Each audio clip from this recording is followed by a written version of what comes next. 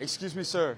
Sir, question for you. How old were you when you made your first million? I was 26. And what line of business were you in? A little different than most. You're not with the news, are you? No, Where I you have one from? of the, we grew a channel to 12 million followers, just asking people how they made it for the younger generation. Well, I was part of an organized crime group in New York.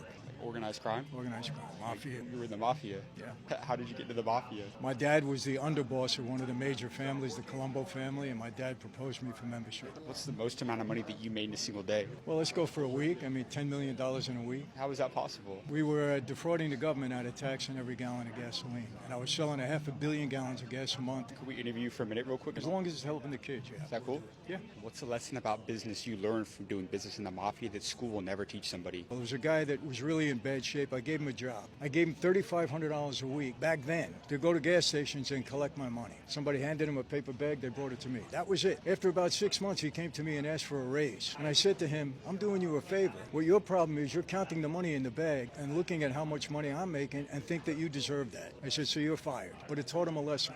Don't count my money. Do your job. Do you believe in God? You know, I was thrown in solitary confinement. I actually spent 3 years. And it was during that time I wanted to study every religion because I thought I was going to spend the rest of my life in prison, and that would have been it. So I studied every faith, and I came out of there believing in Christianity with all my heart. I always say two things. You want success in life? Get these two things right. Number one, in this life, we are who we hang out with. And number two, who you are accountable to in life is going to direct the path that you go on. When I was on the street, I was accountable to my boss. I was a criminal. Now I'm accountable to God in my life.